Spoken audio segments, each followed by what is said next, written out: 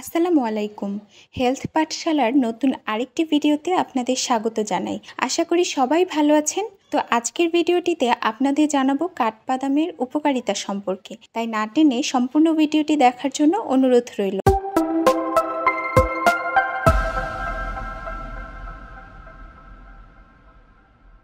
কাঠবাদাম খুবই উপকারী। এটি কেবল হাড় এবং দাঁতকে মজবুত রাখে না, এটি অস্টিওপোরোসিসের মতো রোগ থেকে আমাদেরকে রক্ষা করে।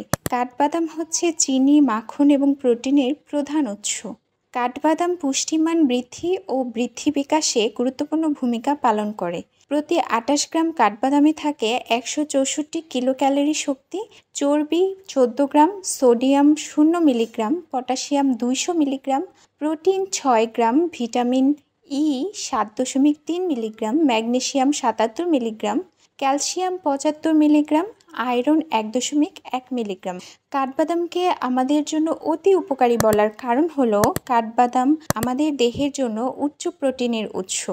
এটি শরীরে কাজ করার শক্তি যোগায়। কাঠবাদাম খাওয়ার রুচি বৃদ্ধি করে, খিদে লাগার অনুভূতি জাগায়। কাঠবাদাম উচ্চ ফাইবারযুক্ত হওয়ায় এটি পেটের সমস্যা দূর করে। এর পুষ্টিগুণ মেধা বুদ্ধি বৃদ্ধি করে এবং মানসিক চাপ দূর করে। নিয়মিত এ বাদাম খাওয়ার ফলে হৃদস্বাস্থ্যের উন্নতি হয় এবং কোলেস্টেরল নিয়ন্ত্রণে থাকে। তবে কাঠবাদাম খেতে হবে পর্যাপ্ত পরিমাণে এবং নিয়ম মেনে। সাধারণত ১০ থেকে ১৫টি কাঠবাদাম খাওয়াই শ্রেয়। খাওয়ার আগে কাঠবাদাম কিছুক্ষণ ভিজিয়ে রেখে দিন, এতে করে সম্পূর্ণ উপকার পাবেন কাঠবাদাম থেকে।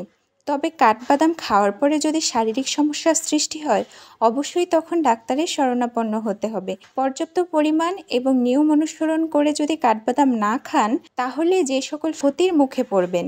দেহে অ্যালার্জির সমস্যা দেখা দিতে পারে, এনজাইম সমস্যার সৃষ্টি হতে পারে, ওজন নিয়ন্ত্রণ হারিয়ে যেতে পারে, দেহে ভিটামিন বা মিনারেলের তারতম্য ঘটতে পারে।